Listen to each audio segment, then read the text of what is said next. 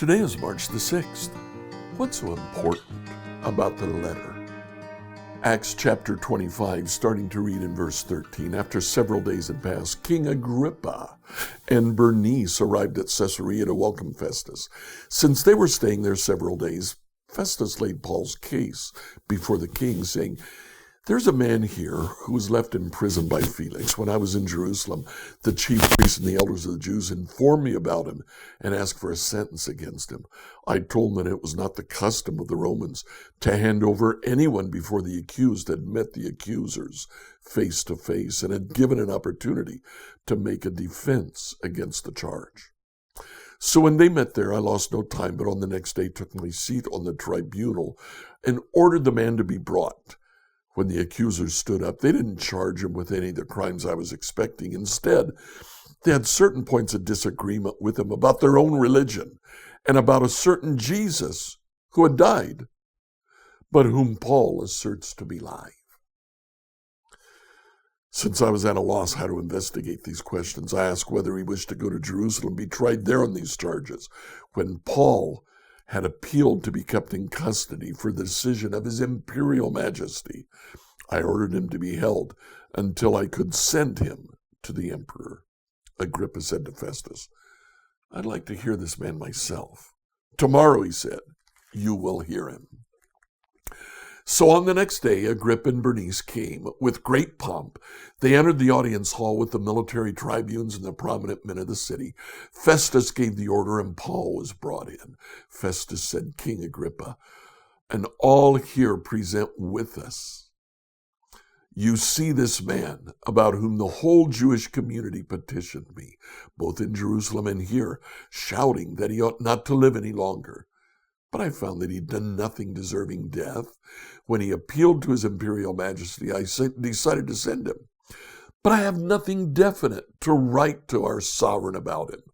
So I brought him before all of you, and especially before you, King Agrippa, so that after we have examined him, I may have something to write. For it seems to me unreasonable to send a prisoner without indicating the charges against him." Festus is new to Palestine and probably new to Jewish laws. So when Herod II visits, Festus asks Herod and his wife Bernice to hear Paul's case and to offer assistance. He brings Paul in and he states that he wants Agrippa to help him write the letter to Caesar explaining the charges against Paul.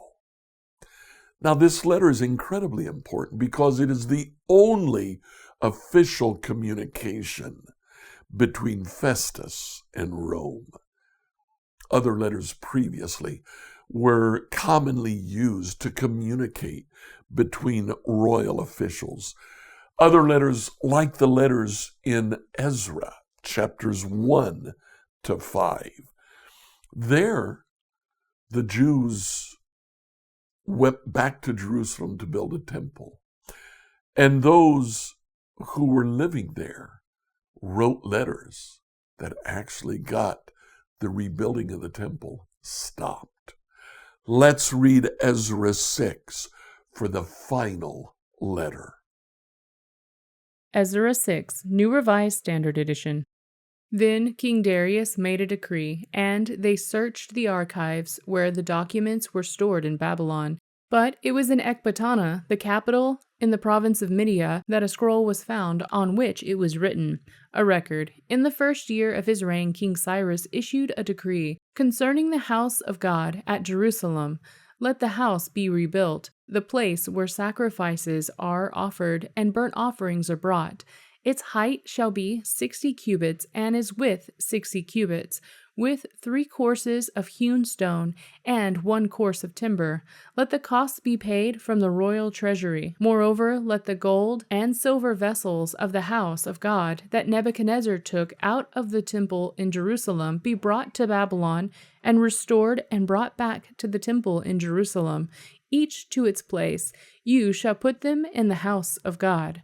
Now you, Tattenai, governor of the province beyond the river, Shethar-Boizenai, and you, their associates, the envoys in the province beyond the river, keep away. Let the work on this house of God alone. Let the governor of the Jews and the leaders of the Jews rebuild this house of God on its site. Moreover, make a decree regarding what you shall do for these elders of the Jews for the rebuilding of this house of God. The cost is to be paid to this people in full and without delay, from the royal revenue, the tribute of the province beyond the river. Whatever is needed, young bulls, rams, or sheep for burnt offerings, to the God of heaven, wheat, salt, wine, or oil, as the priests in Jerusalem require, let that be given to them day by day without fail, so that they may offer pleasing sacrifices to the God of heaven and pray for the life of the king and his children. Furthermore, I decree that, if anyone alters this edict, a beam shall be pulled out of the house of the perpetrator, who then shall be impaled on it. The house shall be made a dunghill. May the God who has established his name there overthrow any king or people who shall put forth a hand to alter this or to destroy this house of God in Jerusalem. I, Darius, make a decree. Let it be done with all diligence. Then, according to the word of King Darius, Tattenai, the governor of the province beyond the river, Shethar-Boizenai, and their associates, did with all diligence what King Darius had ordered. So the elders of the Jews built and prospered through the prophesying of the prophet Haggai and Zechariah son of Iddo. They finished their building by command of the God of Israel and by decree of Cyrus, Darius, and King Artaxerxes of Persia. And this house was finished on the 3rd day of the month of Adar, in the 6th year of the reign of King Darius. The people of Israel, the priests, and the Levites, and the rest of the returned exiles celebrated the dedication of this house of God with joy. They offered at the dedication of this house of God 100 bulls, 200 rams, 400 lambs, and a sin offering for all Israel, 12 male goats, according to the number of the tribes of Israel. Then they set the priests in their divisions and the Levites in their courses for the service of God at Jerusalem, as it is written in the book of Moses. On the 14th day of the 1st month, the returned exiles kept the Passover, for both the priests and the Levites had purified themselves. All of them were clean. So they slaughtered the Passover lamb for all the returned exiles, for their fellow priests, and for themselves. It was eaten by the people of Israel who had returned from exile, and also by all who had joined them and separated themselves from the pollutants of the nations of the land, to seek the Lord, the God of Israel. With joy they celebrated the festival of unleavened bread 7 days, for the Lord had made them joyful, and had turned the heart of the king of Assyria to them, so that he aided them in the work of the house of God, the God of Israel. So in that final letter from Darius to the whole region of Palestine, he said, I found in the law, in the king's wishes, that he wanted that temple to be rebuilt. Rebuild the temple. Letters were the only way to communicate at this time. Plus, they serve as a record of the king's wishes. The same would have been true of Paul before the Roman authority. So what do we do about this today? I know this is a bit of a stretch, but when's the last time you wrote a letter? Think of someone who's been important in your spiritual growth. Write them a letter today. Scripture reading from the New Revised Standard Version by Emily Herrera.